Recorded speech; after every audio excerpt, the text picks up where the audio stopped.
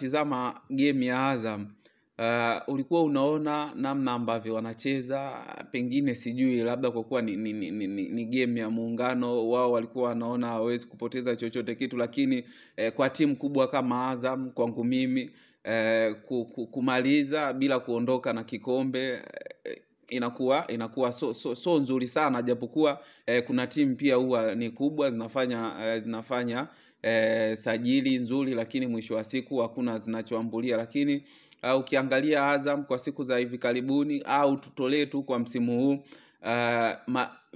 zile target ambazo kwa mwaka jana walizifikia, sasa hivi hawawezi tena kuzifikia.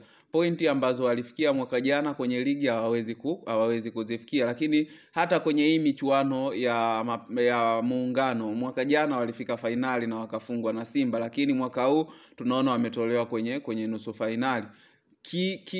Uwanjani, namna ambavyo walikuwa wanacheza Azam, ulikuwa unaona ni timu ambayo ipo slow sana kwenye kuanzisha mashambulizi. Ulikuwa unaona namna hata ambavyo wanaanzisha mashambulizi kutokea nyuma, lakini makosa mengi pia jana ulikuwa unaona wameyafanya.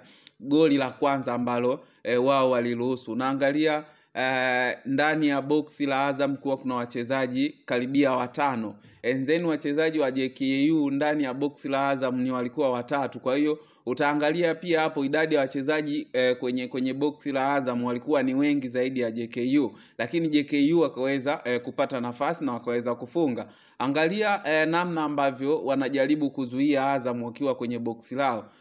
Juzi hapa tulikuwa tunawasifia Simba namna ambavyo wanazuia vizuri kwenye boksi lao, kwa maana ya box defending. Moja kati ya sifa ya kuzuia kwenye box lako, kwanza hautakiwi kuacha space kwa mpinzani. Azam jana wamefanya hivyo kwenye magoli yote mawili. 2, unatakiwa ukabe man to man marking. Ukiangalia wachezaji wengi kwenye box la Azam walikuwepo, lakini bado walikuwa hawawezi kufanya ile man to man marking ndani ya box lao. The same pia kwa goal la pili vivyo hivyo. Kwa hiyo nafikiri kuna sehemu Azam ambayo wanafeli sana ndani ya kiwanja, lakini pia nje ya kiwanja. Hii ni sehemu ambayo pengine tulitegemea Azam wangeweza kufika mbali kwenye michuano hiyo, lakini uwezi tu pengine ukawalaumu Azam pia kwa kupoteza game. Utawasifia pia wapinzani wao kwa namna ambavyo walicheza.